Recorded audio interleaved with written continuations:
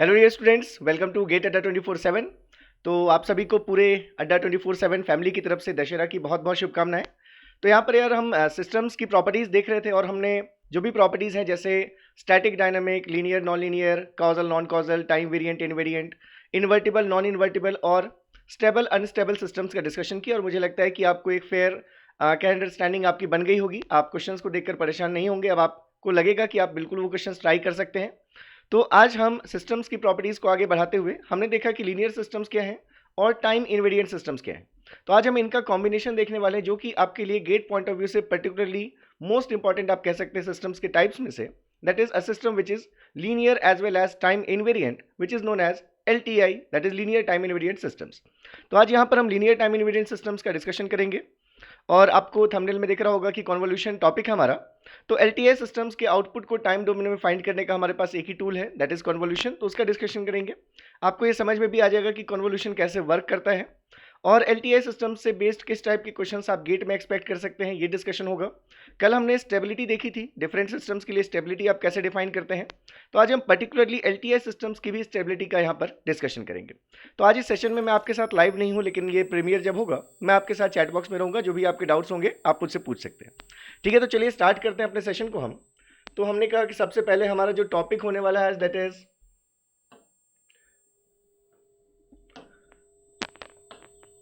Linear time invariant systems.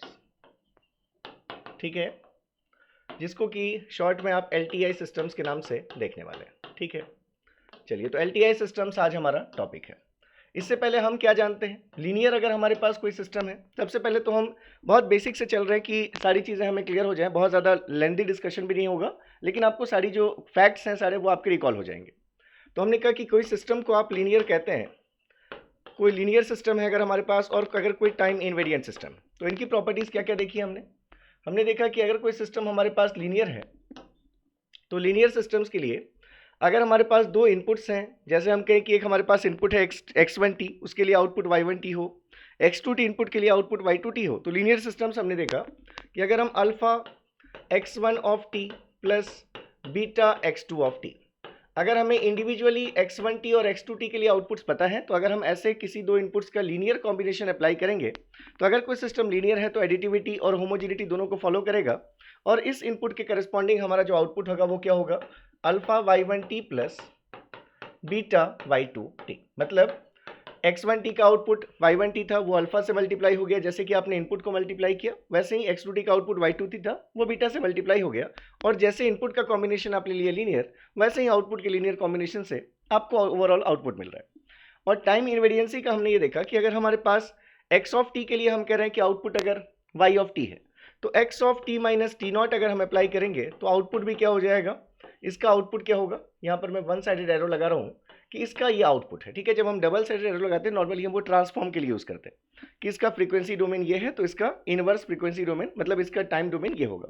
तो यहाँ पर ये बस ये बताने के लिए किया मैंने कि इस इनपुट के लिए आउटपुट हमारा है। ठीक है, x of t minus t not के लिए आउटपुट क्या होता, अगर सिस्टम टाइम इनवेरिएंट होता तो आपका आउटपुट होता y of t minus t not. तो अगर हम इन दोनों प्रॉपर्टीज़ को मर्ज कर दें तो हम ये कहेंगे कि अगर हमारे पास LTI सिस्टम्स हैं, LTI सिस्टम्स अगर होंगे तो LTI सिस्टम्स में मान लीजिए कि हमारे पास एक इनपुट होता पहला x1t। अगर हम इस इनपुट को एक फैक्टर से मान लीजिए कि हमने यहाँ डिले करके प्रोवाइड किया x1 of t minus t not, तो इस इनपुट के लिए आउटपुट क्या होता, इस इनपुट के लिए आउटपुट होता y1 of t minus t not, ये होता हमारा y1 of t minus t one. अगर हमने यहाँ पर इनपुट लिया होता x of t minus t one और सिस्टम टाइम इनवेरिएंट था तो इसका आउटपुट ये होता।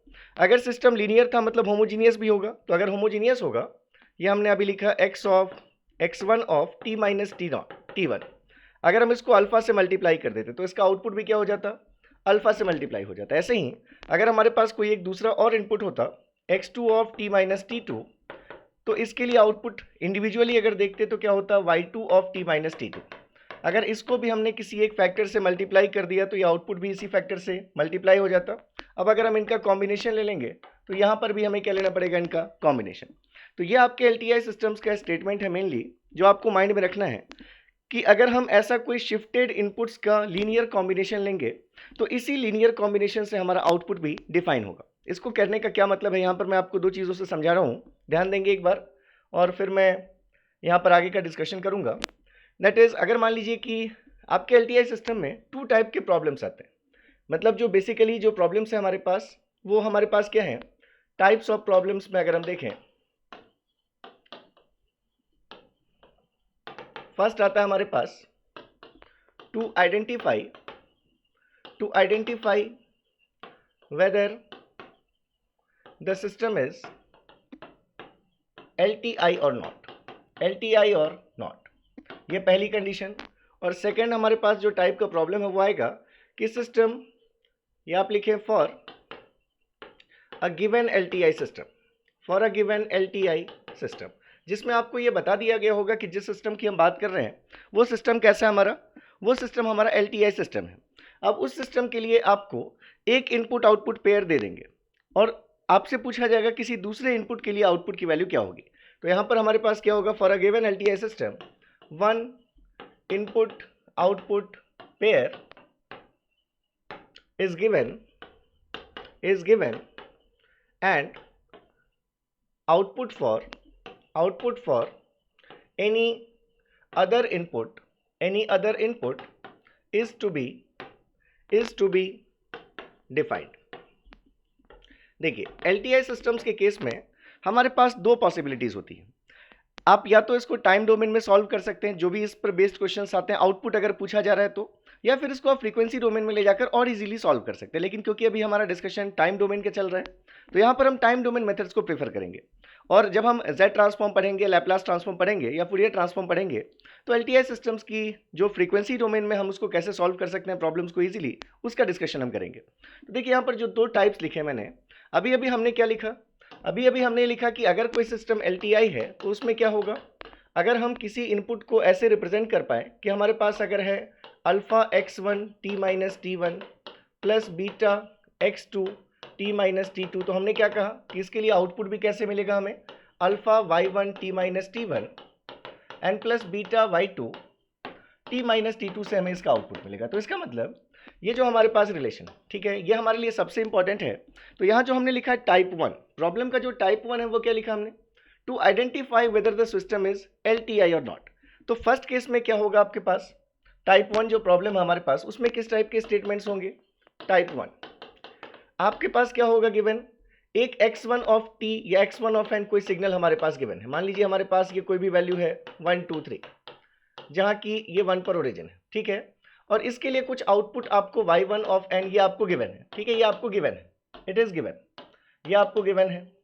ऐसे ही आपके पास एक x2 of n input given है, इसके लिए भी हमारे पास यहाँ पर कुछ भी वैल्यू गिवन है, मान लीजिए हमने ले लिया 2 3 4, ये भी हमारे पास गिवन है x2n, इसके लिए भी आउटपुट y2n आपको गिवन है, ये y2n भी आपको क्या है, गिवन है, ये भी आपका गिवन है, जो भी इसके लिए करस्पॉन्डिंग वैल्यू है।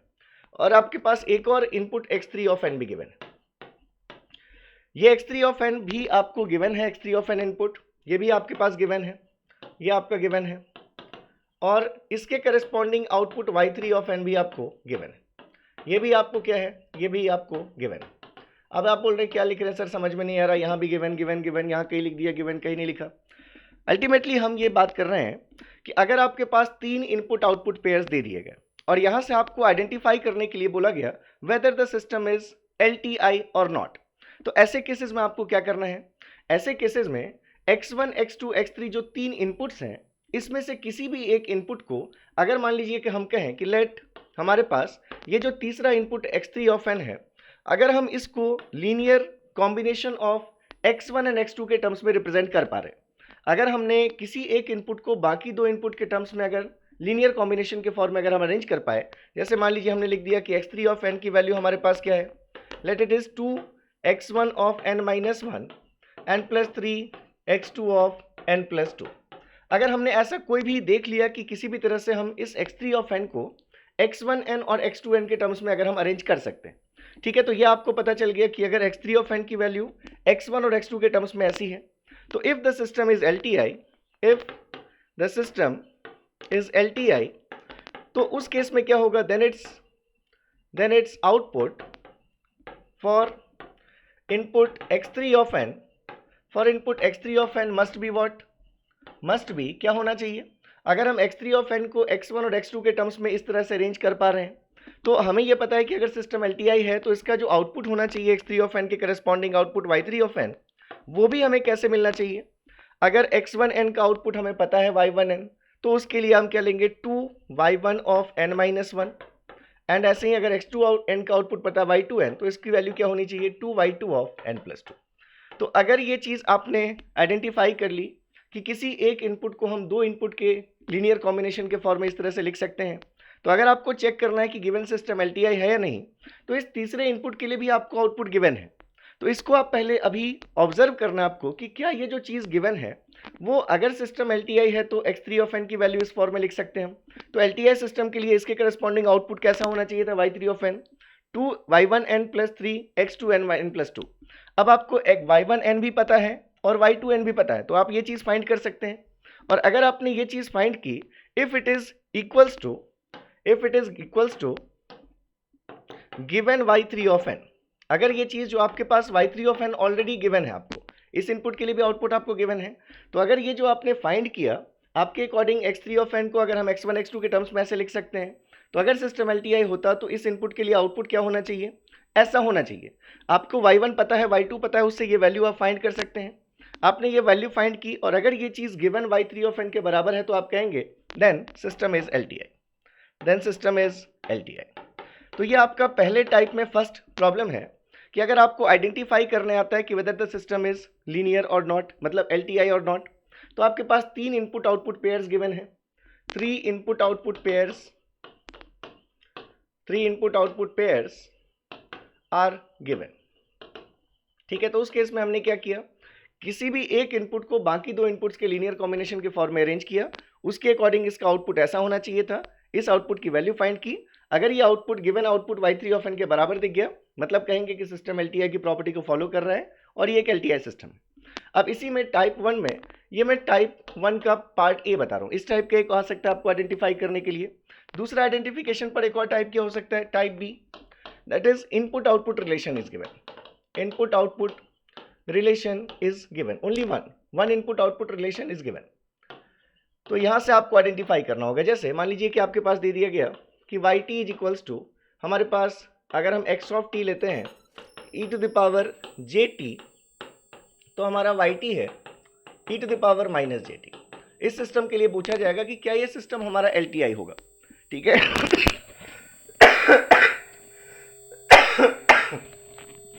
तो अगर इस सिस्टम के लिए हमसे पूछा जाए कि ये सिस्टम LTI होगा नहीं, तो देखिए दो कंडीशंस हैं।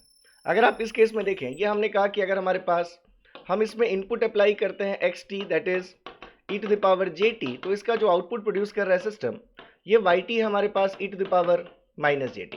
तो अगर हम इन दोनों इनपुट आउटपुट्स को देखें तो हम इसको देखकर क्या इनपुट आउटपुट रिलेशन हम कह सकते हैं कि ये सिस्टम फॉलो कर रहा है। तो आप यहाँ पर दो पॉसिबिलिटीज हैं, या तो आप कह सकते हैं कि yt is equals to x of minus t. ये जो x of t है, यहाँ t है तो यहाँ t लिखा आपने, अगर आप t को रिप्लेस कर दें माइनस टी से तो x of माइनस टी की वैल्यू क्या होगी, यहाँ भी t में माइनस साइन आ जाएगा, तो आपको दिखेगा कि जो हमारा आउटपुट है वो हमें वही चीज़ दिख रही है e to the power minus g t. मतलब हम yt को xt के टर्म्स में लिखना चाहें तो हम लिख सकते हैं x of माइनस टी। पहली पॉसिबिलिटी ये है। दूसरी पॉसिबिलिटी आप ये भी कह सकते हैं कि yt is equals to 1 upon x of t। अगर ये आपका x of t है to the power gt, sorry, तो अगर हम इसका 1 अपॉन xt करेंगे तो 1 अपॉन gt की वैल्यू क्या होगी, e to the power minus gt होगी। तो हमें दिखा कि हम श्योर होकर नहीं कह सकते कि ये जो सिस्टम है इसकी प्रॉपर्टी क्या है, मतलब कि ये इन दोनों में से किस रिलेशन को फॉलो कर रहा है।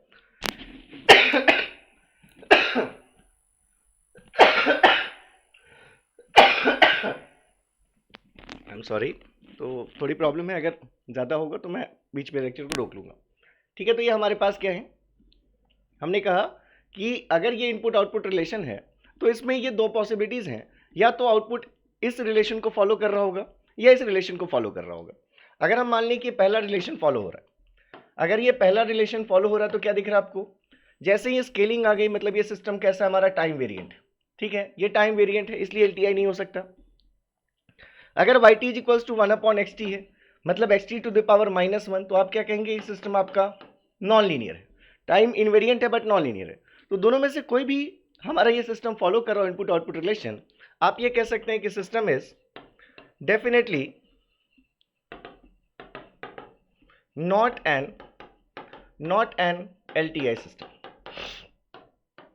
तो हमें नहीं पता एग्जैक्टली हम ये नहीं कह सकते कि सिस्टम इसको फॉलो कर रहा है या इसको फॉलो कर रहा है, क्योंकि सिर्फ एक ही इनपुट आउटपुट पेयर गिवन है। अगर एक दो और गिवन होते तो हम श्योरली कह सकते थे कि सिस्टम इसको फॉलो कर रहा है या इसको फॉलो कर रहा है, लेकिन हमने देखा कि इन्हीं दोनों में से कोई एक फॉलो होगा। अगर ये फॉलो हो रहा होगा मतलब सिस्टम टाइम वेरिएंट है लेकिन लीनियर है, तो भी LTI नहीं है।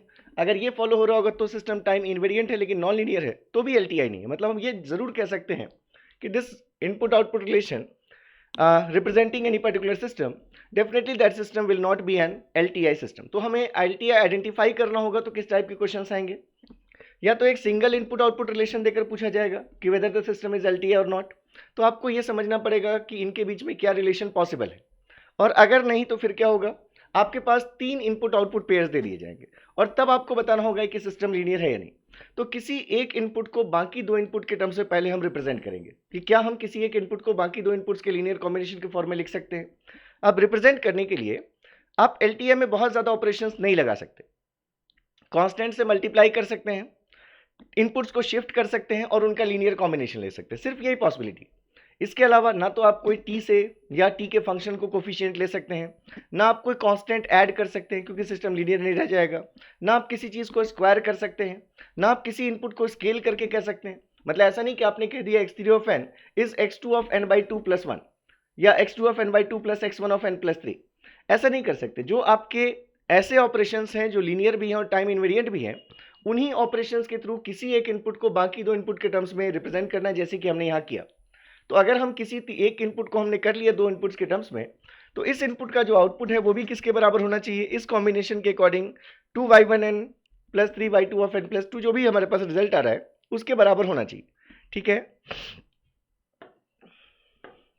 तो अगर ये रिलेशन हमारा गिवन आउटपुट y3n दे रहा है तो सिस्टम LTI होगा, और अगर हमारे पास सिर्फ एक इनपुट आउटपुट पेयर गिवन है तो उसको हम देखकर ये समझेंगे कि सिस्टम किस इनपुट आउटपुट रिलेशन को फॉलो कर रहा होगा, और उसके अकॉर्डिंग हम कमेंट करेंगे उसकी स्टेबिलिटी पर।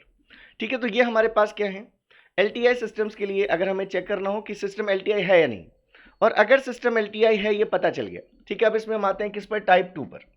तो टाइप 2 में क्या गिवन है हमारे पास,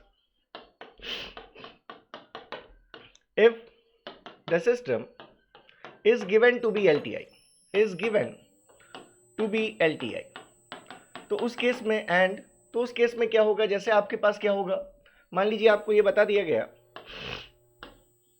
कि हमारे पास ये x ऑफ t जो 0 से 2 सेकंड्स तक t के रिस्पेक्ट में वैल्यू है 1। अगर हमें बता दिया गया कि एक LTI सिस्टम के लिए इस इनपुट के लिए हमारा आउटपुट ऐसा है,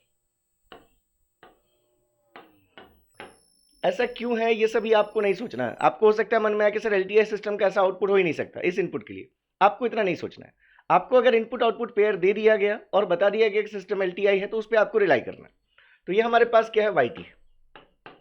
ठीक है, अगर हम कहें कि हमारे पास जो टाइम इंस्टेंट है, let's say it is 2 seconds, it is 1, या इसको हम कुछ भी ले सकते हैं वैल्यू, ये 4 ले लिया। ठीक है, तो इस इनपुट के लिए आउटपुट बता दिया गया। ठीक है, और पूछा गया आपसे to find outputs for following inputs. पहला एक हमारे पास ये इनपुट दे दिया गया 4 सेकेंड से 6 सेकेंड्स के बीच में t के रिस्पेक्ट में, इसकी वैल्यू है 1, ये हमारा x1t नाम दे देते हैं हम इसको। एक हमारे पास इनपुट दिया गया हमें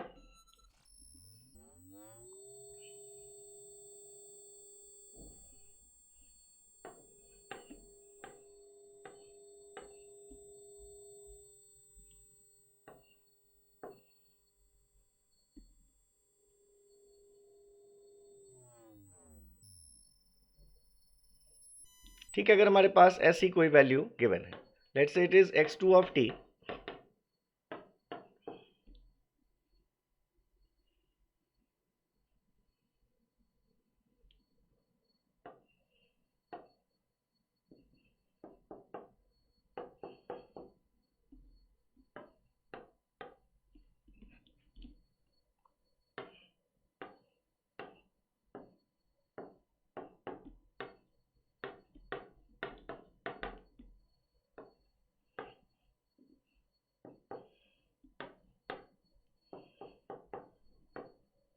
देखिए ये हमारे पास एक इनपुट आउटपुट पेयर दे दिया गया और हमसे दूसरे इनपुट्स के लिए इसमें आउटपुट पूछा गया, जबकि आपको मेंशन कर दिया गया कि सिस्टम कैसा हमारा LTI है। तो फिर से वही कॉन्सेप्ट है कि सॉरी तो आपको क्या है, इस इनपुट के लिए आउटपुट पता है, इन इनपुट्स के लिए आउटपुट्स आपसे पूछा गया। तो उससे एक सिंपल सा क्या प्रोसीजर होना चाहिए, अगर हम इन इनपुट्स को अप्लाई कर पाए, मतलब रिप्रेजेंट कर पाए इन terms of this given input x of t, तो इसके लिए अगर आउटपुट पता है और अगर हम लीनियर LTI सिस्टम मतलब लीनियर टाइम इनवेरिएंट ऑपरेशन से इस इनपुट और इस इनपुट को रिलेट कर पाए, तो इसके लिए भी हम आउटपुट बता सकते हैं कि हमारा आउटपुट कैसा होगा। जैसे अगर आप देखेंगे हमारे पास जो कंडीशंस गिवन है, मैं एक बार फिर से यहाँ पर लिख रहा हूँ इसको, कि ये हमारे पास है 2 सेकेंड्स तक वैल्यू 1, ये हमारा x ऑफ t, ठीक है, विथ रिस्पेक्ट टू t। अब हम इस इनपुट के टर्म्स में रिप्रेजेंट करेंगे अदर इनपुट्स को, ठीक है। तो हमारा टास्क है to represent other inputs in terms of x of t first, then only we will be able to define output for that other input in terms of output of this x of t। जैसे देखिए अगर ये x of t है और यहाँ पर आपके पास x1 of t given है, ये x1 ऑफ t कैसे गिवन है आपको, x1 ऑफ t गिवन है 4 सेकेंड से 6 सेकेंड्स के बीच में, ये 4 से 6 सेकेंड्स के बीच में t के रिस्पेक्ट में ये वैल्यू भी आपके पास 1 है, ये आपका x1t। तो डायरेक्टली आपको क्या दिख रहा है कि x1t को हम क्या लिख सकते हैं, x ऑफ t माइनस 4 लिख सकते हैं।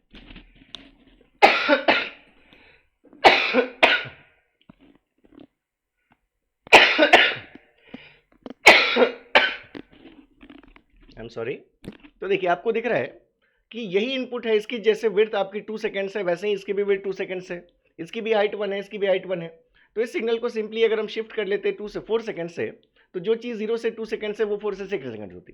तो जैसे ही हमें पता चल गया कि x1t की value x of t minus 4 है, तो आप लिख सकते हैं इसलिए इस x1t का जो आउटपुट होगा y1t, वो भी x ऑफ t के आउटपुट से कैसे रिलेटेड होगा, y ऑफ t माइनस 4 से। अब आपको yt पता है, yt पता है तो y ऑफ t माइनस 4 के लिए उसको शिफ्ट कर लीजिए, आपको पता चल जाएगा कि इस इनपुट x1 ऑफ t के लिए आउटपुट कैसा होगा।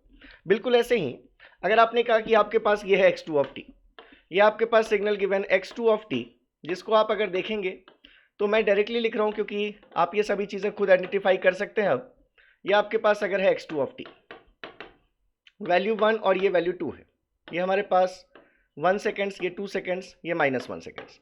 क्या इस x2 ऑफ t को हम ऐसा लिख सकते हैं in terms of x1t, that is in terms of x of t actually, क्या हम इसको ऐसा लिख सकते हैं कि this x2 of t is equals to x of t plus 1 and plus x of t। एक बार चेक कीजिए, अगर हम इस x ऑफ t को 1 से एडवांस कर लेते तो हमारा सिग्नल माइनस 1 से 1 तक ऐसा ही दिखता, जिसकी वैल्यू क्या होती 1, और उसमें हम इसी x ऑफ t को ऐड कर देते तो हमें दिखता कि माइनस 1 से 0 के बीच में 1 मिलेगा, 0 से 1 के बीच में 1 प्लस 1 से 2 मिलेगा, और फिर 1 से 2 के बीच में यह हमें ऐसा मिलेगा।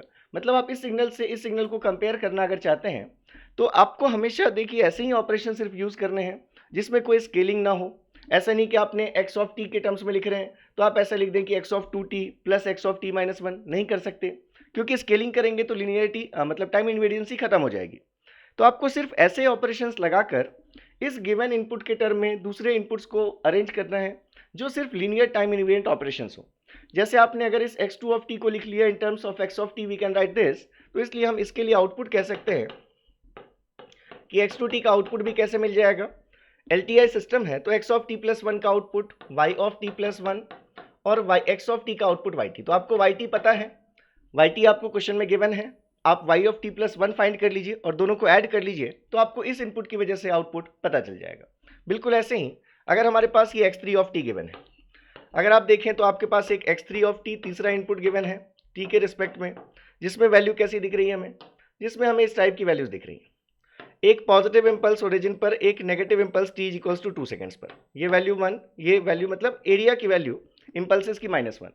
अगर आप देखें तो इस x3 ऑफ t को इस x ऑफ t से कैसे रिप्रेजेंट कर सकते हैं हम, आपको देखकर समझ में आ रहा होगा कि अगर हम इसको डिफरेंशिएट कर लेते तो ये सभी चीज़ें हम जानते हैं कि इसका डिफरेंशिएशन जहाँ जहाँ डिसकंटिन्यूटी है वहाँ वहाँ इंपल्सेस मिलेंगे, और कितने एरिया के इंपल्सेस मिलेंगे, final value minus initial value के कॉन्सेप्ट से +1 और -1 के, मतलब इसको हम लिख सकते हैं d/dt of x of t। तो अगर x3 ऑफ t आपका d/dt of x of t से रिलेटेड है तो इसके लिए आउटपुट भी क्या होगा, therefore we can write output y3 of t is equals to d/dt of output of y of T.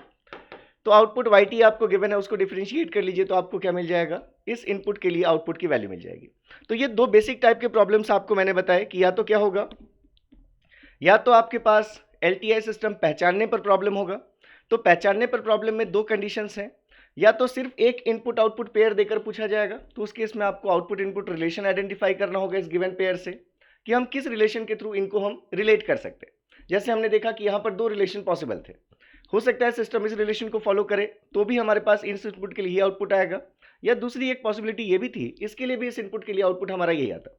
हमने देखा दोनों ही केसेस में सिस्टम हमारा एलटीआई तो नहीं होगा, या तो लीनियर होगा, टाइम इनवेरिएंट नहीं होगा, या टाइम इनवेरिएंट होगा तो लीनियर नहीं होगा। तो आपने लिख दिया डेफिनेटली नॉट एन एलटीआई। दूसरी कंडीशन है तीन इनपुट आउटपुट पेयर देकर पूछा जाए, तो किसी भी एक इनपुट को बाकी दो इनपुट्स के लीनियर कॉम्बिनेशन के टर्म्स में अरेंज कीजिए। अब अगर सिस्टम एलटीआई होगा तो इस इनपुट के लिए आउटपुट भी इसी लीनियर कॉम्बिनेशन ऑफ आउटपुट से मिलना चाहिए, मतलब इससे मिलना चाहिए। अगर ये चीज गिवन y3 ऑफ n के बराबर है तो सिस्टम आपका एलटीआई। ये फर्स्ट टाइप था।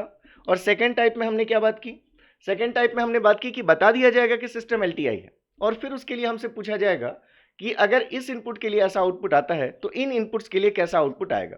तो हमें क्या करना होगा, फिर से इन गिवन इनपुट्स को जो हमारे पास ये जो हमारे पास इनपुट्स हैं इसको हमें इस एक्स ऑफ टी के टर्म्स में रिप्रेजेंट करना पड़ेगा। फिर रिप्रेजेंट करने के लिए आप कौन कौन से ऑपरेशंस लगा सकते हैं, आप शिफ्टिंग कर सकते हैं, शिफ्टेड इनपुट्स का लीनियर कॉम्बिनेशन ले सकते हैं, लेकिन क्या अप्लाई नहीं कर सकते, स्केलिंग अप्लाई नहीं कर सकते, स्क्वायर नहीं कर सकते, कोई कांस्टेंट का एडिशन नहीं कर सकते, मतलब ऐसा कोई भी ऑपरेशन नहीं लगा सकते जिससे सिस्टम या तो नॉन लीनियर बन जाता है या तो सिस्टम टाइम वेरिएंट बन जाता है। तो मुझे लगता है कि आपको ये चीज़ें क्लियर हो गई होंगी।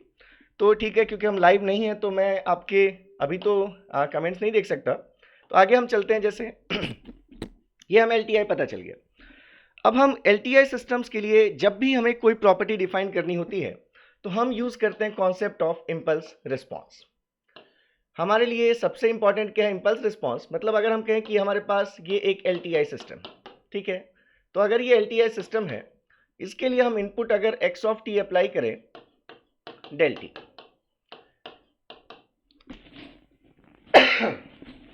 मतलब हमारा इनपुट अगर क्या है इम्पल्स फंक्शन, तो इस केस में इसका जो आउटपुट आएगा वाई टी, इसको हम क्या कह सकते हैं, इट इज इम्पल्स रिस्पॉन्स। इसको हम क्या कहेंगे इस केस में, इम्पल्स रिस्पॉन्स। क्यों कहेंगे हम इसको इम्पल्स रिस्पॉन्स, क्योंकि ये हमारा रिस्पॉन्स है, आउटपुट है मतलब ये रिस्पॉन्स है, और किस इनपुट के लिए है, इम्पल्स इनपुट के लिए। तो इम्पल्स रिस्पॉन्स का मतलब होता है response of the system for impulse input. और ये हमारे पास रिस्पॉन्स कितना है, इस चीज़ को नॉर्मली आप किससे रिप्रेजेंट करते हैं, एच ऑफ टी से आप रिप्रेजेंट करते हैं, जो जनरल रिप्रेजेंटेशन है। इम्पल्स रिस्पॉन्स को हम एच ऑफ टी से रिप्रेजेंट करते हैं। तो आपको ये भी माइंड में रखना हमेशा कि we can find impulse response only for LTI systems. जो भी आपके पास एलटीआई सिस्टम्स होंगे उन्हीं के लिए इम्पल्स रिस्पॉन्स फाइंड कर सकते हैं। तो अगर कभी इम्पल्स रिस्पॉन्स दे दिया जाए और उसमें सिस्टम की प्रॉपर्टीज पूछी जाए, तो कभी भी कोई स्टूडेंट आपको प्रॉमिस करना है कि ये चीज़ नहीं पूछेंगे कि सर ये सिस्टम एलटीआई होगा या नहीं, मतलब लीनियर होगा या नहीं, टाइम इनवेरिएंट होगा या नहीं। आप उसकी दूसरी प्रॉपर्टीज चेक कीजिए, आप चेक कीजिए कि सिस्टम स्टेबल होगा या नहीं, आप चेक कीजिए कॉजल होगा या नहीं, लेकिन कभी ये मत चेक कीजिए कि सिस्टम लीनियर होगा या नहीं या टाइम इनवेरिएंट होगा या नहीं, क्योंकि आपको इम्पल्स रिस्पॉन्स गिवन है एंड इम्पल्स रिस्पॉन्स में भी given only for LTI systems. ठीक है, तो अगर एच ऑफ टी दे दिया गया तो कभी भी नहीं पूछेंगे कि सिस्टम टाइम वेरिएंट है या फिर सिस्टम नॉन लीनियर है, क्योंकि हो ही नहीं सकता। ठीक है, तो एक्स ऑफ टी अगर हमारा इनपुट डेल टी हो तो हमें मिलता है इम्पल्स रिस्पॉन्स। अब अगर हमारे पास किसी सिस्टम का इम्पल्स रिस्पॉन्स नोन है तो उस इम्पल्स रिस्पॉन्स के टर्म्स में आप ये बता सकते हैं, ये जो हमारे पास इम्पल्स रिस्पॉन्स है अपने आप में ये क्या है, ये अपने आप में एक सिग्नल है। एच ऑफ टी टाइम का फंक्शन, ये अपने आप में क्या एक फंक्शन है, मतलब एक सिग्नल है हमारे पास। तो इस एच ऑफ टी पर ही डिपेंड करता है कि हम सिस्टम की इस एच ऑफ टी को देखकर हम क्या क्या बता सकते हैं। दिस एच ऑफ टी आप ऐसे लिखें कि signal h of t can be used to define causality,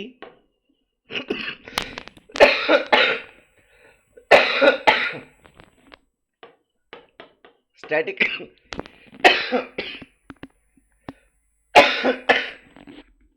static dynamic, causal and stable, unstable behavior behaviour of any LTI system. अगर हमें किसी LTI सिस्टम के लिए इंपल्स रिस्पॉन्स पता, अभी हम सिर्फ टाइम डोमेन को लेकर चल रहे हैं, ठीक है, तो इस इंपल्स रिस्पॉन्स के थ्रू हम क्या क्या बता सकते हैं। ये इंपल्स रिस्पॉन्स अपने आप में एक सिग्नल होगा और उस सिग्नल को हम देखकर ये बता सकते हैं कि हमारा जो गिवन सिस्टम है वो स्टैटिक है या डायनामिक है, वो कॉजल है या नॉन कॉजल है, वो स्टेबल है या अनस्टेबल है। ये सभी बिहेवियर आप यहाँ से बता सकते हैं। लीनियर तो होगा ही, टाइम इनवेरिएंट होगा ही, इसलिए मैंने उन वर्ड्स को यहाँ पर इंक्लूड नहीं किया। Also we will be using h of t to define output of any LTI system for any given input. तो मैं वहाँ पर ये इनपुट के टर्म से बात नहीं कर रहा, अभी मैं बिहेवियर की बात कर रहा हूँ कि सिस्टम का बिहेवियर बताने के लिए हम इस h of t को यूज करेंगे, ठीक है। And also if h of t is known, किसी सिस्टम के लिए अगर इंपल्स रिस्पॉन्स नोन है, is known, then output of that LTI system, ये हमारा नेक्स्ट पार्ट होगा जिसको हम कॉन्वोल्यूशन में डिस्कस करेंगे। That is also if h of t is known, then output of that LTI system can be obtained for any arbitrary input, for any arbitrary input।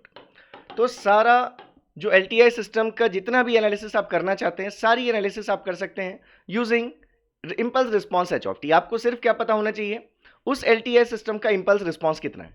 अब LTI system के impulse response के through हम ये properties कैसे बताएंगे, ठीक है। तो देखिए, फर्स्ट अगर हम देखें, to predict static dynamic nature,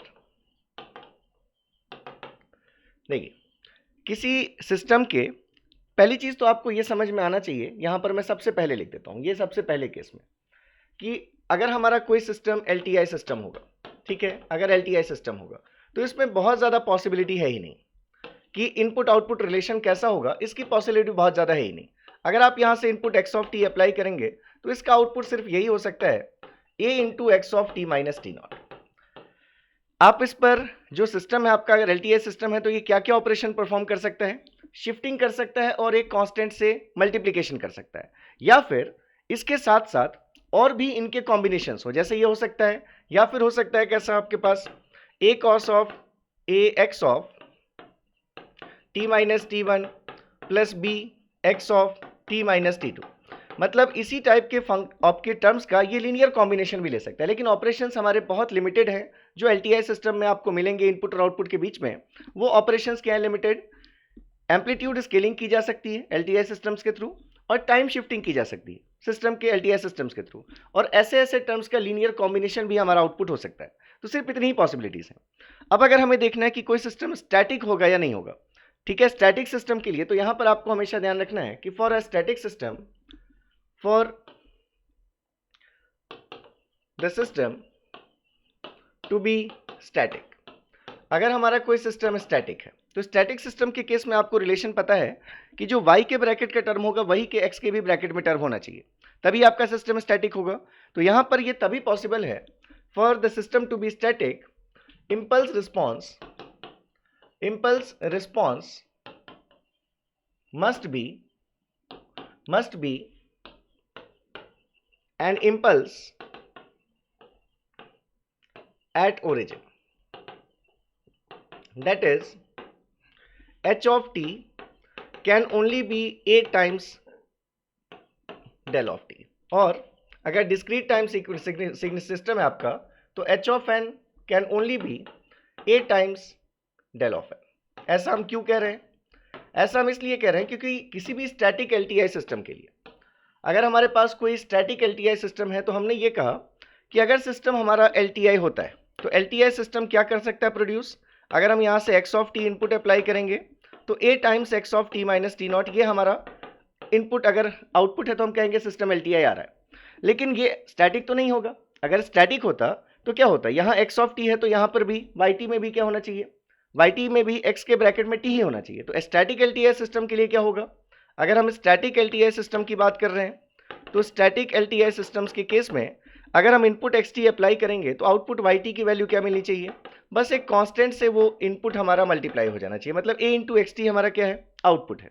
ठीक है, इस आउटपुट इनपुट रिलेशन को अगर आप लेते तो आप लिखते अगर yt is equals to ax of t, दोनों तरफ लैप्लास ले लीजिए तो y of s is equals to ax of s, तो यहाँ से आपको ट्रांसफर फंक्शन मिलता that is ys upon xs is equals to constant a। तो आप जब इसका इन्वर्स लेते तो उसी को आप इम्पल्स रिस्पॉन्स कहते हैं, inverse of transfer function is impulse response.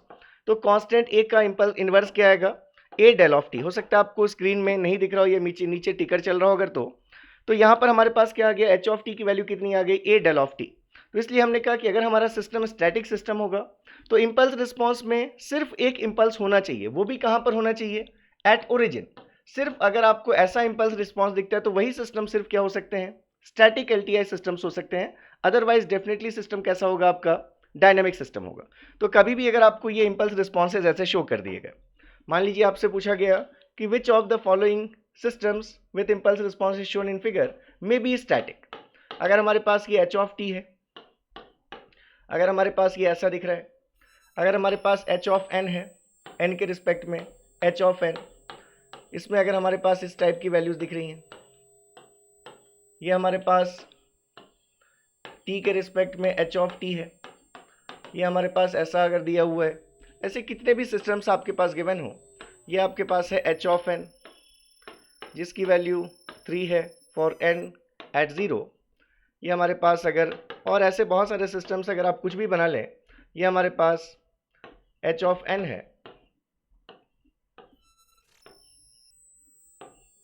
With respect to n and so on. तो इसमें से पूछा जाएगा कि कौन सा सिस्टम स्टैटिक है, तो सिर्फ आपको क्या देखना है, ऐसे जितने भी हमारे पास सिस्टम्स हैं जिसमें हमें इम्पल्स रिस्पॉन्स में सिर्फ क्या दिखे, एक इम्पल्स ओनली एट ओरिजिन। अगर ये हमारे पास h ऑफ t है t इक्वल्स टू 0 पर, तो आप ये कह सकते हैं कि ये जो सिस्टम है हमारा इट इज़ डायनामिक। ये सिस्टम कैसा है हमारा, डायनामिक, क्योंकि impulse response h of t given है और सिर्फ ओरिजिन पर इम्पल्स नहीं है, उसके अलावा भी कहीं पर एग्जिस्ट कर रहा है, मतलब ये सिस्टम डायनामिक है। यहाँ भी आपको दिखा कि h ऑफ n है, सिर्फ एक इम्पल्स ओरिजिन पर नहीं होकर बाकी भी कहीं इम्पल्स दिख गया, मतलब ये सिस्टम डेफिनेटली क्या होगा, डायनामिक होगा। इस सिस्टम को देखेंगे क्या होगा, ये सिस्टम डायनामिक होगा। किसी भी सिस्टम का इम्पल्स रिस्पॉन्स अगर आपको सिर्फ एक इम्पल्स ओरिजिन को छोड़कर और कहीं पर भी कुछ भी दिख रहा है तो उसमें स्टैटिक डायनामिक नेचर आपको चेक करने की जरूरत नहीं बची, हमेशा वो सिस्टम डायनामिक होगा। ये सिस्टम लेकिन कैसा होगा, ये एक स्टैटिक सिस्टम होगा, क्योंकि आपको क्या दिख रहा है, इम्पल्स रिस्पॉन्स में सिर्फ एक इम्पल्स है, उस इम्पल्स की वैल्यू कुछ भी हो सकती है, उसका एरिया कुछ भी हो सकता है, लेकिन इम्पल्स कहाँ पर होना चाहिए, सिर्फ और सिर्फ t इक्वल्स टू 0 या n इक्वल्स टू 0 पर होना चाहिए। तो ये सिस्टम स्टैटिक है, it is again a dynamic system, it is a static system. क्योंकि यहाँ पर हमें क्या दिखा कि अगर हम कहें कि हमारे पास 10 एरिया का इम्पल्स है अकरिंग ओनली एट ओरिजिन, मतलब डेफिनेटली ये सिस्टम हमारा क्या होगा, स्टैटिक होगा। तो स्टैटिक पहचानना मुझे लगता है आप समझ गए। अब हम नेक्स्ट चलते हैं कैटेगरी किस में, कॉजल में। तो to check causality of LTI system, आपको सिर्फ एक चीज याद रखनी है, an LTI system is causal only if its impulse response h of t या डिस्क्रीट के केस में h of n is a causal signal, is a what, is a causal signal। देखिए इसलिए मैंने यहाँ पर क्या वर्ड लिखा था, इसलिए मैंने लिखा, और आपको मैं चाहता हूँ हमेशा आप इसी टाइप से समझे चीज़ों को, कि अगर हम इस इम्पल्स रिस्पॉन्स की बात कर रहे हैं तो ये अपने आप में मैंने क्या बोला कि एक सिग्नल है, ये क्या है, एक सिग्नल है। तो अगर ये इम्पल्स रिस्पॉन्स एलटीआई सिस्टम का सिग्नल आपको पता है कि किस टाइप का सिग्नल है, तो उसी से आप सारी प्रॉपर्टीज एलटीआई सिस्टम के डिफाइन कर सकते हैं। अगर ये सिग्नल एक कॉजल सिग्नल होगा तो ये जिस एलटीआई सिस्टम को रिप्रेजेंट कर रहा है वो एलटीआई सिस्टम एक कॉजल सिस्टम होगा। अगर ये impulse response absolutely integrable signal होगा तो ये जिस एलटीआई सिस्टम को रिप्रेजेंट करेगा वो सिस्टम हमारा कैसा होगा, एब्सोल्युटली स्टेबल सिस्टम होगा। तो इसलिए इस सिग्नल की प्रॉपर्टीज समझना बहुत ज़रूरी है। तो जैसे आपने लिखा कि अगर ये h ऑफ t हमें सिग्नल पता चल जाए कि ये कॉजल है या नहीं, तो हम कह सकते हैं सिस्टम कॉजल है या नहीं। और किसी सिग्नल को आप कॉजल कब कहते हैं, किसी सिग्नल को आप कॉजल कहते हैं अगर वो सिग्नल सिर्फ पॉजिटिव वैल्यूज ऑफ टाइम के लिए एग्जिस्ट करता हुआ आपको दिखता है। ठीक है, मतलब ये हो गया कि अगर हम एच ऑफ टी को कॉजल कहना चाहते हैं तो एच ऑफ टी की वैल्यू 0 होनी चाहिए फॉर टी लेस देन 0, तो हम कहेंगे कि h of T is what, ये कॉजल सिग्नल है। तो हम कहेंगे कि एक हमारा कॉजल सिग्नल है। उस केस में जो सिस्टम होगा एलटीआई सिस्टम, उस केस में LTI system will be causal. ये एलटीआई सिस्टम भी कैसा होगा, कॉजल होगा। हमें क्या दिखना चाहिए कि impulse response T less than 0 पर कहीं भी हमें नॉन जीरो नहीं दिखना चाहिए, हमेशा क्या दिखना चाहिए, 0 दिखना चाहिए। तो हम कहेंगे कि इंपल्स रिस्पॉन्स कॉजल सिग्नल है और ये जिस सिस्टम को रिप्रेजेंट कर रहा है वो सिस्टम भी क्या होगा, कॉजल होगा। ऐसे ही एच एन अगर होता हमारा डिस्क्रीट टाइम सिस्टम, तो अगर एच एन की वैल्यू 0 होती फॉर एन लेस देन 0 तो आप कहते हैं कि ये कॉजल सिग्नल है। और अगर ये कॉजल सिग्नल है तो डेफिनेटली ये जो हमारा एलटीआई सिस्टम होगा उस केस में हम क्या कहेंगे, एलटीआई सिस्टम इज कॉजल।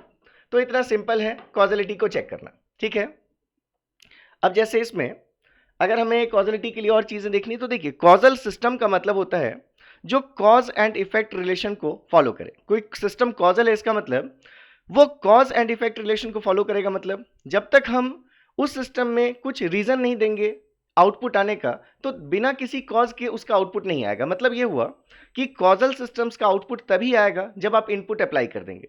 अगर बिना इनपुट के एप्लीकेशन के किसी सिस्टम में कुछ आउटपुट आ रहा है मतलब वो सिस्टम कैसा है, आपका नॉन कॉजल सिस्टम है। तो ये भी आपको समझना है कि अगर इनपुट आउटपुट को देखकर बताना हो कि कौन सा सिस्टम कॉजल है तो आउटपुट हमेशा इनपुट के एप्लीकेशन के बाद ही हमें आते हुए देखना चाहिए।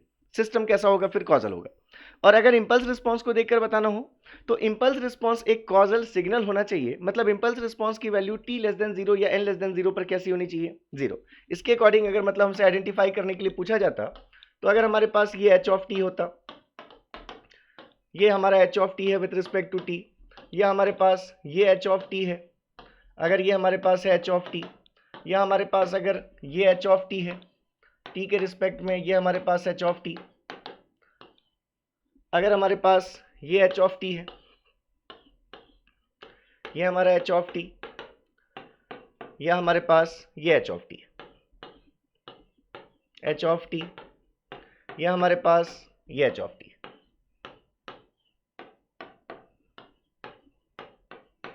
या हमारे पास ये एच ऑफ एन है,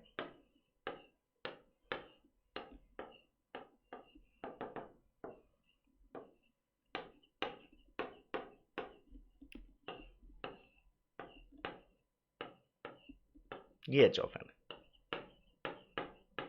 विद रिस्पेक्ट टू एन। ठीक है, अब सभी सिस्टम्स के लिए आप देखते ही बिल्कुल बता सकते हैं, ऐसा कोई रीजन नहीं है कि आप ना बता पाए। ये सिस्टम इंपल्स रिस्पॉन्स क्या दिख रहा है हमें, टी लेस देन, अगर ये टी इक्वल्स टू 0 का पॉइंट है तो टी लेस देन 0 पर इंपल्स रिस्पॉन्स नॉन जीरो आपको दिख गया। मतलब ये सिस्टम कैसा है हमारा, ये एक नॉन कॉजल सिस्टम है। ये सिस्टम कैसा है हमारा, नॉन कॉजल। इसमें भी आपको इंपल्स रिस्पॉन्स की वैल्यू टी लेस देन 0 पर दिख रही है कुछ, ये सिस्टम भी कैसा हो गया, ये एक नॉन कॉजल सिस्टम का इंपल्स रिस्पॉन्स है। इसमें तो आपको दिख रहा है कि इंपल्स रिस्पॉन्स सिर्फ और सिर्फ नेगेटिव वैल्यूज के लिए ही एग्जिस्ट कर रहा है। तो इस ये भी हमारा नॉन कॉजल है, इसको भी हम कहेंगे कि हमारा नॉन कॉजल है। लेकिन नॉन कॉजल में एक स्पेशल टाइप है आपका और इसको आप क्या बोलते हैं, एंटी कॉजल कहते हैं। एंटी कॉजल मतलब जिसमें इंपल्स रिस्पॉन्स कॉजल होता तो सिर्फ पॉजिटिव साइड में होना चाहिए, अगर नेगेटिव साइड में कहीं भी इंपल्स रिस्पॉन्स नॉन जीरो है मतलब वो सिस्टम नॉन कॉजल है। तो नॉन कॉजल का ही एक स्पेशल टाइप आप डिफाइन करते हैं जब आपका इंपल्स रिस्पॉन्स सिर्फ और सिर्फ नेगेटिव साइड में ही नॉन जीरो है और टी की सभी पॉजिटिव वैल्यूज के लिए जीरो है, तो सिस्टम को क्या कहते हैं हम, it is an anti causal system. ठीक है, इस सिस्टम को देखते तो अब हमें दिख रहा है कि इंपल्स रिस्पॉन्स हमारा टी इक्वल्स टू 0 के पहले टी की सभी नेगेटिव वैल्यूज के लिए 0 है। तो ये सिस्टम हमारा ये इंपल्स रिस्पॉन्स किस सिस्टम का है, हम कहेंगे एक कॉजल सिस्टम का इंपल्स रिस्पॉन्स है। ये एक कॉजल सिस्टम का इंपल्स रिस्पॉन्स है क्योंकि आपको टी लेस देन 0 पर इंपल्स रिस्पॉन्स 0 दिख रहा है। ये एक कॉजल सिस्टम का इंपल्स रिस्पॉन्स है क्योंकि आपको दिख रहा है कि टी लेस देन 0 पर सिस्टम का इंपल्स रिस्पॉन्स 0। इसको देखेंगे एच ऑफ एन, अगर ये एन इक्वल्स टू 0 का पॉइंट है, आपको दिख गया कि एन लेस देन 0 पर भी इस इंपल्स रिस्पॉन्स की कुछ वैल्यू है, तो ये जिस सिस्टम को रिप्रेजेंट करेगा क्या होगा, वो नॉन कॉजल होगा। इसको देखेंगे तो हम कहेंगे कि ये हमें दिख रहा है कि एन लेस देन 0 पर इंपल्स रिस्पॉन्स 0 है, इंपल्स रिस्पॉन्स 0 या उसके बाद में ही एग्जिस्ट कर रहा है, तो ये सिस्टम ये इंपल्स रिस्पॉन्स किस सिस्टम का होगा, कॉजल सिस्टम का होगा। ठीक है, तो ये तो हो गया इंपल्स रिस्पॉन्स को देखकर कॉजलिटी बताना सिस्टम की। अगर आपको इनपुट आउटपुट देकर पूछा जाता तो मान लीजिए एक हमारे पास इस इनपुट के लिए अगर हम कहें कि हमारे पास ये इनपुट है x ऑफ t, ये इनपुट हमने 3 सिस्टम्स में दिया, ठीक है, और 3 सिस्टम्स में से ये हमारे पास t के रिस्पेक्ट में मान लेते हैं 2 से लेकर 6 सेकेंड्स के बीच में हमारे पास ये वैल्यू थी 1। अब हमारे पास हमने 3 सिस्टम्स में अप्लाई किया इस इनपुट को। पहले सिस्टम का आउटपुट है y1t, जो की वैल्यू हमें ऐसी दिख रही है।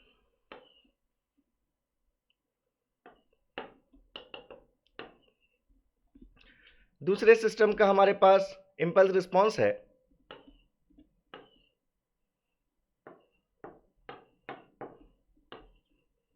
y2t, और तीसरे सिस्टम का हमारे पास ये आउटपुट है, इंपल्स रिस्पॉन्स में इस इनपुट के लिए आउटपुट की बात कर रहे हैं।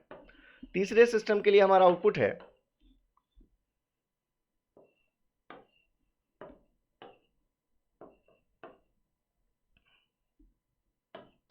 ये y3t। देखिए, तो अगर हमें देखा जाए, हम बात कर रहे हैं किस सिस्टम की, हम बात कर रहे हैं कॉजल सिस्टम की, कॉजल सिस्टम्स। तो कॉजल सिस्टम्स क्या फॉलो करते हैं? Follows cause and effect relationship.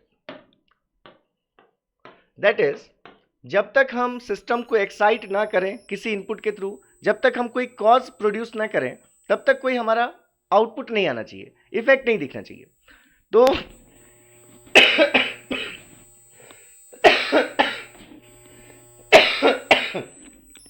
यहां पर हम जो इनपुट अप्लाई कर रहे हैं वो इनपुट हमारा जीरो है, कहां तक? 2 सेकेंड्स तक। 2 सेकेंड्स के बाद हमने इनपुट अप्लाई किया। तो अगर सिस्टम कॉजल होगा तो कभी भी हमें 2 सेकेंड्स के पहले सिस्टम में कोई आउटपुट नहीं दिखना चाहिए। तो अगर हमारा ये सिस्टम 1 है, सिस्टम 1 के लिए ये आउटपुट है, सिस्टम 2 के लिए ये आउटपुट है, और सिस्टम 3 का ये आउटपुट है, सिस्टम 3 का ये आउटपुट है। तो हमें दिख रहा है कि 2 सेकेंड्स पर हम इनपुट अप्लाई करेंगे, लेकिन जो पहले सिस्टम का आउटपुट है वो हमारा 0 सेकेंड से ही आना शुरू हो गया। तो 0 सेकेंड्स पर तो हमने कोई कॉज हमने अप्लाई किया नहीं जिसकी वजह से कोई रिस्पॉन्स आए। तो आप कहेंगे ये जो सिस्टम है हमारा, ये कैसा सिस्टम है? ये एक नॉन कॉजल सिस्टम है। ये एक नॉन कॉजल सिस्टम है क्योंकि इनपुट के अप्लाई करने से पहले ही इसमें आउटपुट आना शुरू हो चुका था। इस सिस्टम को देखेंगे 0 से लेकर 1 सेकेंड तक, तो ये तो डेफिनेटली ये भी हमारा एक नॉन कॉजल सिस्टम है, क्योंकि इसमें भी आपको दिख रहा है कि इनपुट हम 2 सेकेंड्स पर अप्लाई करने वाले थे, लेकिन आउटपुट हमारा 0 सेकेंड से ही शुरू हो गया। इन particular this non causal system is an anti causal system. क्यों कहा हमने ऐसा एंटी कॉजल?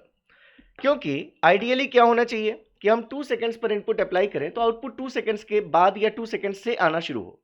इसमें क्या हो रहा है, इनपुट जब हम अप्लाई करना शुरू कर रहे हैं उसके पहले सिस्टम में आउटपुट आगे खत्म भी हो गया। हमें कोई मतलब नहीं है तुम कब इनपुट अप्लाई कर रहे हो यार, हम तो पहले ही आगे खत्म भी हो जाएंगे। तो ये जो हमारा नॉन कॉजल सिस्टम है, ये कैसा हमारा एंटी कॉजल, जिसमें इनपुट के एप्लीकेशन के पहले ही आउटपुट आया भी और एंड भी हो गया। तो ये हमारा सिस्टम क्या कहलाएगा? एंटी कॉजल सिस्टम कहलाएगा। इस पर्टिकुलर सिस्टम में अगर हम देखें तो 2 सेकेंड्स पर हम इनपुट अप्लाई कर रहे हैं और आउटपुट भी 2 सेकेंड से आना शुरू हो रहा है। तो हम ये कह सकते हैं it may be causal.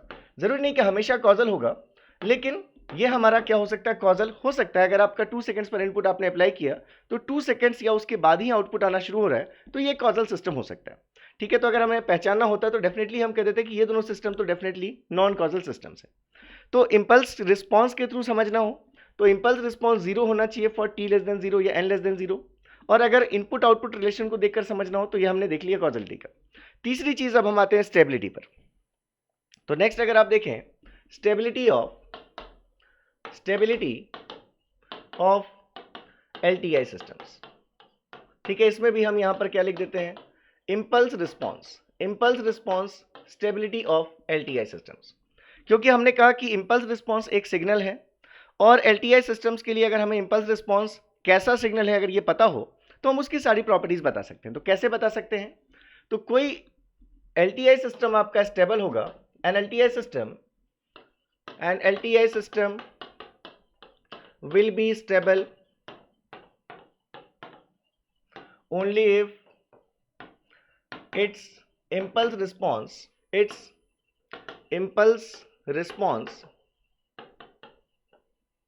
h of t or h of n is an absolutely integrable H of T है तो इंटीग्रेबल वर्ड यूज करेंगे, एच ऑफ एन है तो समेबल वर्ड यूज करेंगे।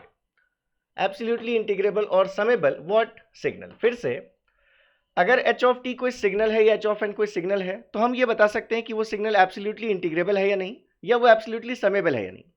अगर आपके एलटीआई सिस्टम का इंपल्स रिस्पॉन्स एब्सोल्युटली इंटीग्रेबल है, इसका मतलब डेफिनेटली वो LTI systems absolutely stable system होगा। इसका मतलब कि अगर हम लिखें integration from minus infinity to infinity magnitude of h of tau d tau, अगर ये चीज लेस देन इन्फिनिटी होती है, अगर आप किसी इंपल्स रिस्पॉन्स है आपका एच ऑफ टी, अगर आप इसके मैग्नीट्यूड का एरिया फाइंड कर लें from minus infinity to infinity, जहां से जहां तक ये सिग्नल एग्जिस्ट करता है, अगर ये चीज लेस देन इन्फिनिटी होगी तो हम कहेंगे एच ऑफ टी हमारा क्या है, एब्सोल्युटली इंटीग्रेबल है। ऐसे ही अगर आप एच ऑफ एन के लिए देखते हैं तो क्या कहते हैं आप, summation n equals to minus infinity to infinity h of, या फिर आप यहां पर के लिख लें, k equals to minus infinity to infinity h of k का जो मैग्नीट्यूड होना चाहिए लेस देन इन्फिनिटी होना चाहिए। तो अगर हम ये प्रॉपर्टी फॉलो होती है तो कहते हैं signal h of T absolutely integrable है। ये फॉलो होती है तो कहते हैं कि सिग्नल एच ऑफ एन जो हमारे पास है वो एब्सोल्युटली समेबल है। और ये प्रॉपर्टी ऐसे फॉलो नहीं होगी। इस प्रॉपर्टी के फॉलो होने के लिए आपके पास कंडीशन है, इस प्रॉपर्टी के फॉलो होने की कंडीशन है that is it can only be satisfied. ये हमारे पास कंडीशन आ गई स्टेबिलिटी की, ठीक है। अगर ये कंडीशन फॉलो होगी तो ही हमारा एलटीआई सिस्टम स्टेबल होगा। कैसे चेक कर लेंगे इसको, ये भी हमारा तभी, ये अगर फॉलो होता है तभी हमारा सिस्टम क्या होगा, स्टेबल होगा। तो इसके फॉलो होने के लिए it is possible only if h of t is 0 at t equals to plus minus infinity। अगर आप देखें तो ये कंडीशन तभी सेटिस्फाई हो सकती है कि आप h of t को के मैग्नीट्यूड को इंटीग्रेट करें from minus infinity to infinity. तो ये सिर्फ और सिर्फ तभी पॉसिबल है जब t tending to plus infinity पर या t tending to minus infinity पर हमारा जो h of t सिग्नल है वो डेफिनेटली जीरो होना चाहिए। अगर हमारा सिग्नल जीरो नहीं होगा t टेंडिंग टू प्लस या माइनस इन्फिनिटी पर, तो कभी भी उस सिग्नल के लिए हम ये वैल्यू फाइंड करेंगे तो ये चीज लेस देन इन्फिनिटी नहीं आ सकती। बिल्कुल यहां भी ऐसे ही कंडीशन है कि for this relation to be satisfied h of n must be zero at n tending to plus minus infinity. मतलब आपका ये हो गया कि अगर आप h ऑफ n को देखें या h ऑफ t को देखें तो आपका वो एक, देखिए यहां से दो कंडीशन है, चलिए मैं इसको फिर से लिख देता हूं कि for system to be stable हमने क्या लिखा कि h ऑफ t और h of n must be absolutely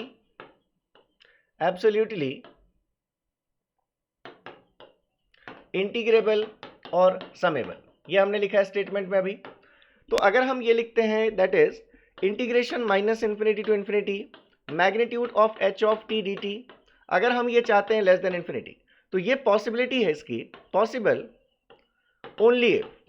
only if दो कंडीशंस हमारी पॉसिबल हमारे पास सेटिस्फाई होना चाहिए। First, H of T is bounded, क्योंकि अगर एच ऑफ टी बाउंडेड ही नहीं होगा तो कभी भी वो एब्सोल्युटली समेबल होने की पॉसिबिलिटी ही नहीं है। अगर एच ऑफ टी की वैल्यू कभी इन्फिनिटी होती है तो ऐसे फंक्शन का एरिया कभी भी फाइनाइट नहीं हो सकता। तो सबसे पहली कंडीशन तो ये कि एच ऑफ टी आपको बाउंडेड दिखना चाहिए। अगर बाउंडेड दिख गया तो ही ये हम पॉसिबिलिटी में जाएंगे कि दूसरी क्या पॉसिबिलिटी है। अगर बाउंडेड है तो उसके साथ साथ ये भी हमारा होना चाहिए कि h of T must be zero for T plus minus infinity.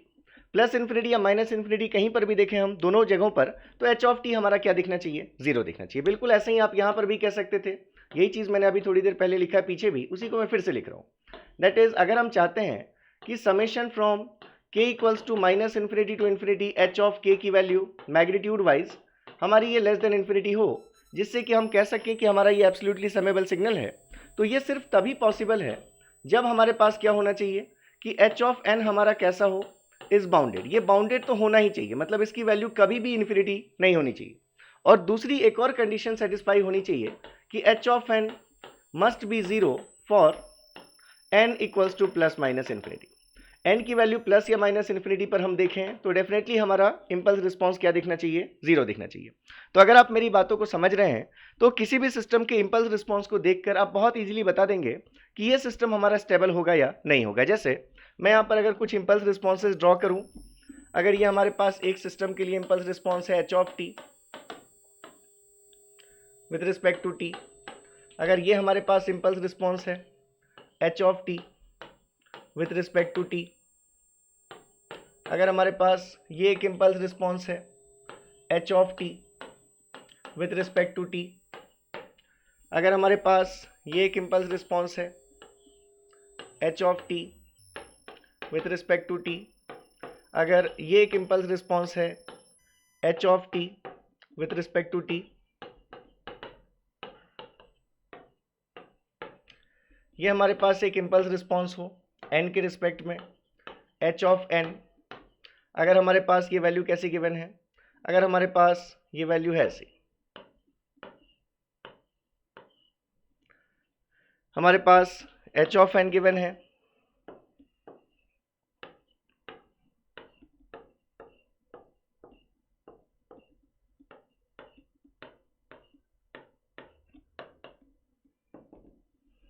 ठीक है। तो ऐसे अगर हमारे पास इंपल्स रिस्पॉन्सेज गिवन है तो इनको देखकर हम एक बार में स्टेबिलिटी कैसे बता सकते हैं? दो कंडीशंस देखनी है। पहली चीज एच ऑफ टी डेफिनेटली हमारा एक बाउंडेड सिग्नल होना चाहिए। इस केस में क्या दिख रहा है हमें, अगर हम इस केस को कंसिडर कर रहे हैं तो हमें दिख रहा है कि इंपल्स रिस्पॉन्स टाइम के साथ बढ़ता चला जा रहा है। तो जब टाइम की वैल्यू इन्फिनिटी होगी तो इंपल्स रिस्पॉन्स की वैल्यू भी क्या हो जाएगी, इन्फिनिटी। मतलब ये जो इंपल्स रिस्पॉन्स है ये हमारा दिख गया अनबाउंडेड सिग्नल है।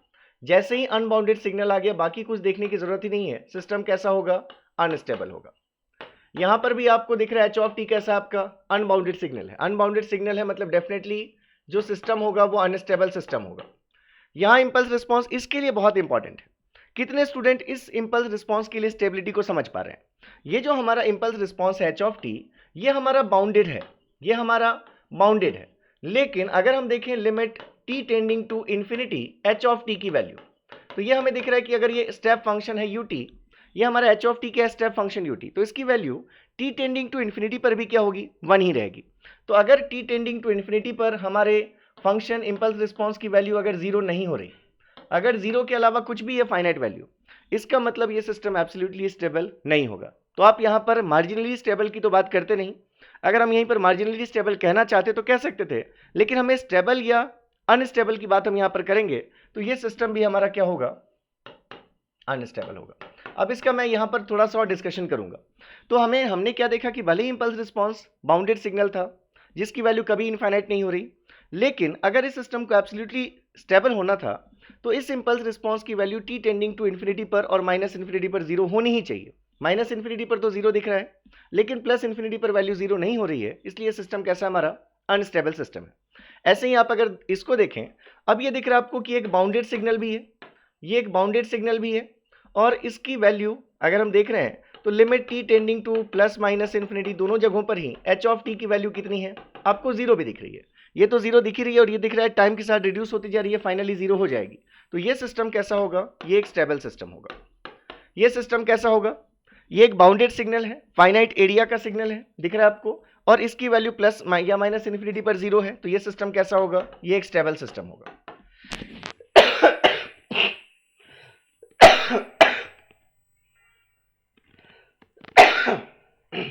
सॉरी।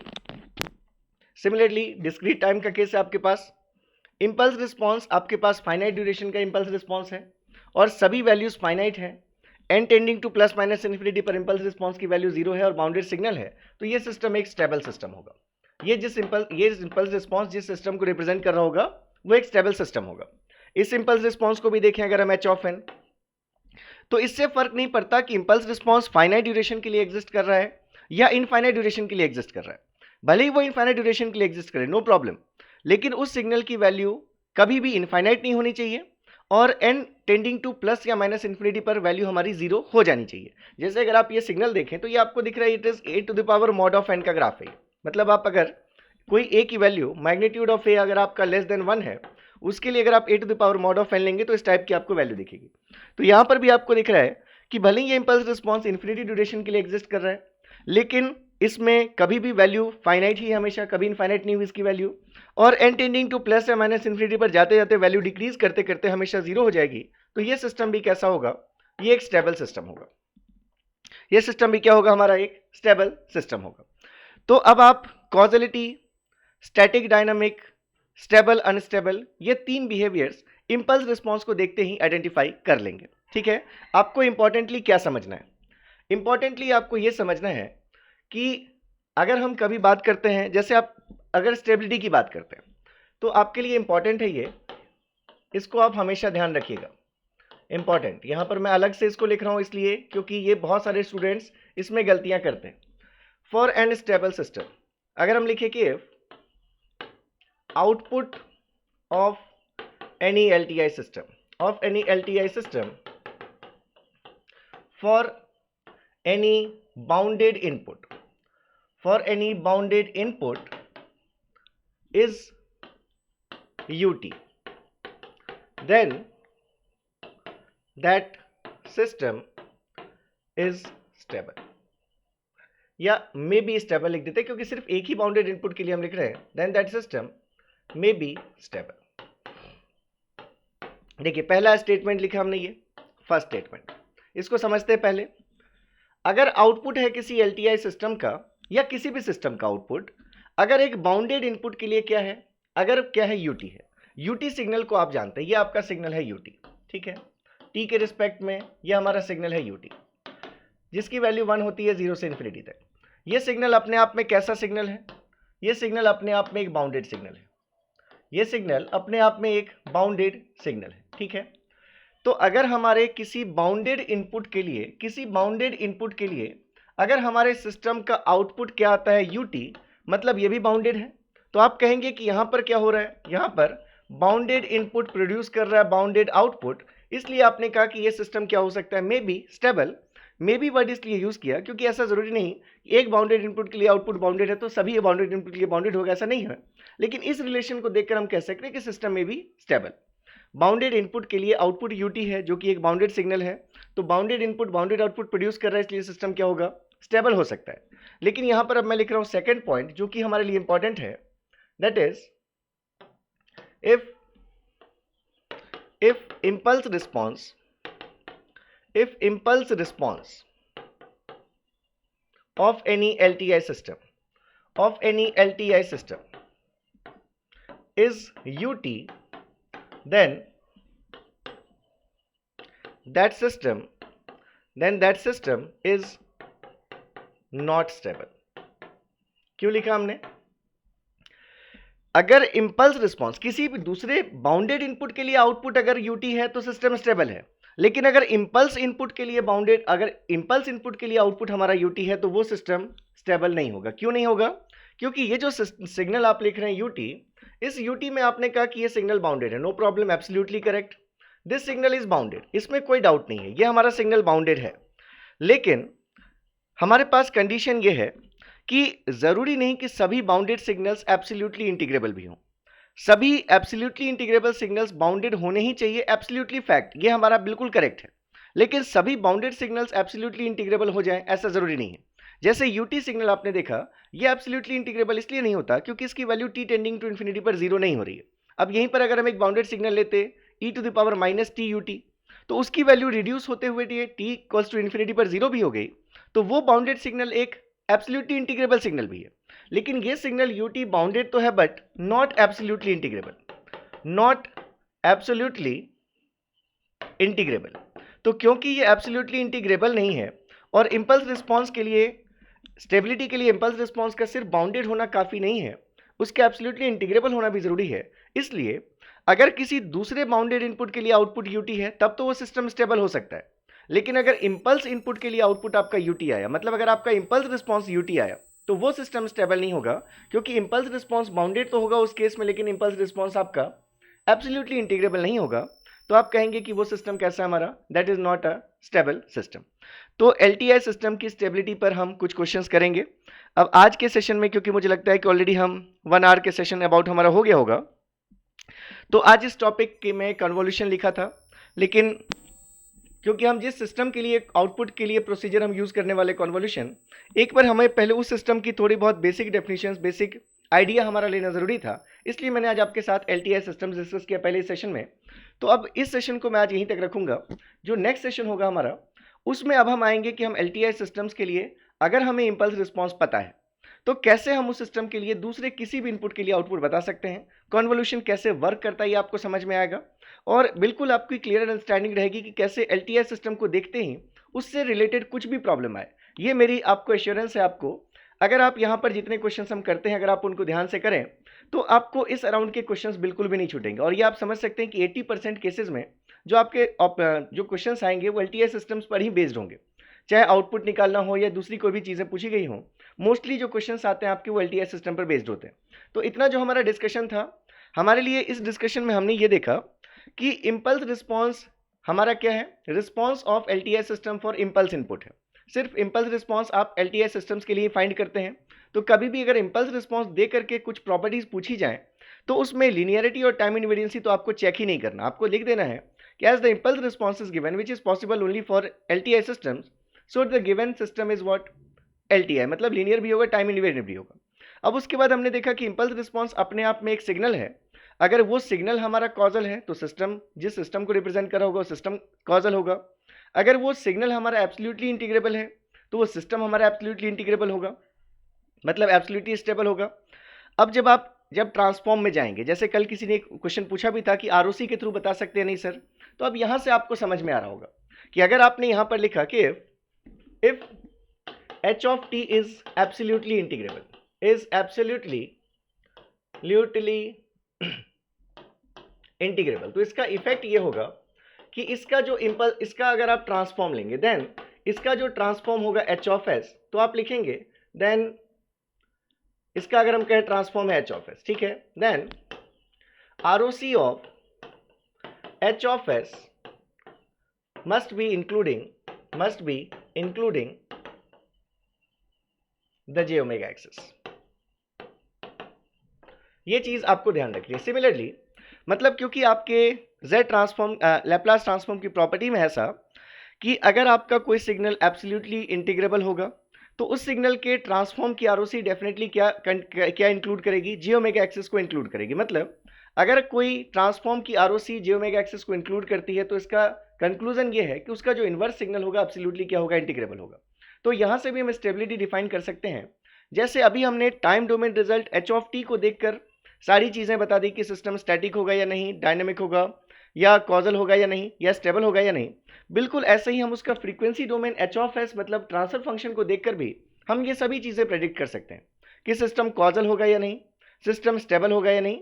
तो अगर हम h ऑफ s को देखकर करते तो हमें ROC पर जाना पड़ता। बिल्कुल ऐसे ही अगर आप कहें कि अगर h ऑफ n सिग्नल के लिए, इंपल्स रिस्पॉन्स के लिए आपने ट्रांसफॉर्म लिया तो आपको अगर h ऑफ z मिला, ये इंपल्स रिस्पॉन्स है और ये कहलाता है transfer function.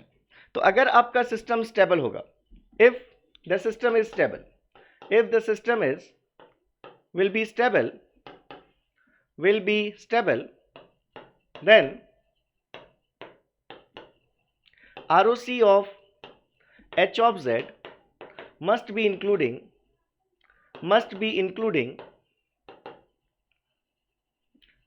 the unit circle, क्योंकि आप जानते हैं कि अगर यूनिट सर्कल इंक्लूड करती है किसी ट्रांसफॉर्म की आरओसी, इसका मतलब है कि उसका जो इन्वर्स सिग्नल आएगा वो एब्सोल्युटली समेबल सिग्नल होगा। तो अगर हम किसी स्टेबल सिग्नल सिस्टम की बात कर रहे हैं तो उसके केस में h ऑफ n क्या होगा, h ऑफ n का अगर हम समेशन लेंगे from k equals to minus infinity to infinity, अगर आपने h ऑफ k का मैग्नीट्यूड लिया और अगर ये वैल्यू आपकी लेस देन इन्फिनिटी है, मतलब आपका h of n absolutely summable signal है। तो ऐसे किसी सिग्नल का ट्रांसफॉर्म ले तो h ऑफ z मिला, तो डेफिनेटली क्या प्रॉपर्टी फॉलो होगी कि इस h ऑफ z का जो इसकी जो ट्रांसफॉर्म की आरओसी होगी, h ऑफ z की आरओसी, उस आरओसी में डेफिनेटली आप देखेंगे कि यूनिट सर्कल क्या हो रहा होगा, इंक्लूड हो रहा होगा। तो जब हम फ्रीक्वेंसी डोमेन में जाएंगे तो हम इन दोनों स्टेटमेंट्स को वहां पर मर्ज करेंगे। तो आज का सेशन मैं यहीं पर एंड कर रहा हूं और मुझे लगता है कि आप लोग इन सेशंस को सीरियसली ले रहे होंगे। अगर एक स्टूडेंट भी इन सेशंस को सीरियसली लेंगे तो आप जब गेट के एग्जाम में होंगे तो मुझे लगता है कि आपको बहुत हद तक कंफ्यूजन से आप बचेंगे और चीज़ों को आप इजीली सॉल्व कर पाएंगे। जैसे छोटा सा स्टेटमेंट हमने यहाँ लिखा, इस स्टेटमेंट में बहुत लोगों को प्रॉब्लम होती है कि ये हमारा h ऑफ t अगर ut लिखा हुआ, बहुत सारे लोग कह देते हैं स्टेबल है। भाई स्टेबल है ऐसे नहीं है, अगर दूसरे किसी इनपुट के लिए आउटपुट yt है ut, तो आप कह सकते हैं कि सिस्टम का bounded input bounded output criteria follow हो रहा है, सिस्टम स्टेबल हो सकता है। लेकिन इंपल्स रिस्पॉन्स ut आ गया तो ut बाउंडेड तो है लेकिन एब्सोल्युटली इंटीग्रेबल नहीं है, इसलिए वो सिस्टम कभी भी स्टेबल नहीं होगा। तो ये छोटे छोटे पॉइंट्स आपको देखते रहना है, ठीक है। तो चलिए फिर मिलेंगे नेक्स्ट सेशन में और हम डिस्कशन करेंगे अपने कॉन्वोल्यूशन का। तब तक के लिए थैंक यू सो मच। एक बार फिर से आप सभी को रामनवमी और दशहरे की बहुत बहुत शुभकामनाएं, और हम उम्मीद करते हैं कि हम और आप सभी लोग अपने इस नए साल में और भी अच्छा अपने आप को बना पाएंगे। तो thank you so much, practice करते रहिए, जो भी डाउट्स हो मुझसे डिस्कस करते रहिए। मिलेंगे कल के सेशन में। Thank you, all the best, bye bye.